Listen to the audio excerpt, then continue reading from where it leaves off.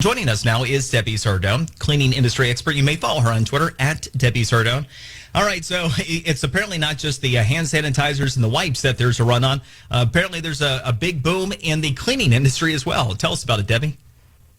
Oh, my goodness. It is absolutely crazy. Now, it's hard to tell. Is it just because it's just about to be the spring time of the year, and, of course, business naturally picks up at this time?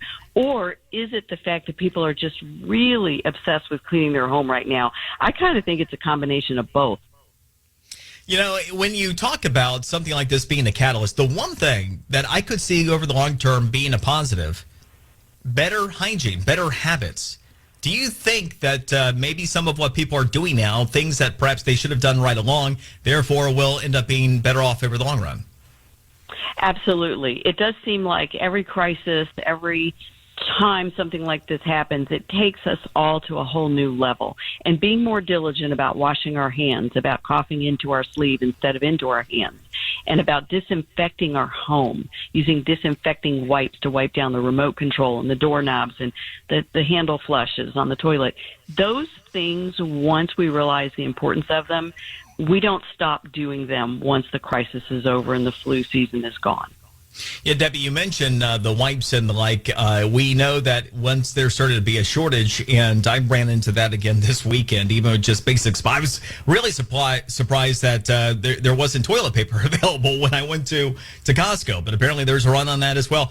When it comes to some of these cleaning supplies, there's a lot of bad information online. You know, one recent one involved, taking vodka and making some type of disinfectant. We were told, no, that's bunk. It doesn't work. Are there any natural home remedies that are effective for, something like a virus?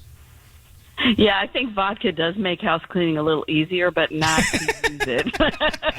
But, yeah, right now there is a little bit of a run in disinfectants. But if you go to a couple of different grocery stores, a lot of them will have a sign that says limit 4 packages.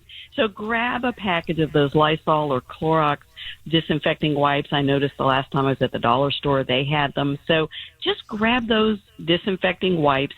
Follow the instructions on the back of the bottle. Most of the time, people are using them incorrectly. There is a certain amount of dwell time that is required for them to be effective. And so for the wipes to actually be able to kill the germs and the bacteria, you need to wipe down the surface, let's say a cell phone or a remote control, with the disinfecting wipes, and let it dwell generally for about 90 seconds to 2 minutes. Let it air dry. Don't dry it off. Debbie, in just living everyday life, in your expertise, is there a particular type of activity that tends to be less hygienic than others? In other words, some people are concerned, should I go out to eat at a restaurant that I would go to? Or, will I come across it if I end up going to a sporting event? Something like that? Obviously, the more crowded the spaces, if you're, use a very busy gym or you are at a busy restaurant, of course, we're much more exposed during any flu season to more germs, more virus.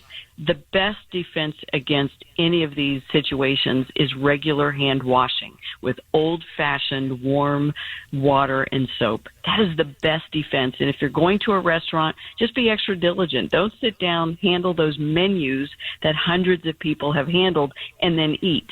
Go wash your hands before you eat. It's simple, common sense, and now's a good time to remember.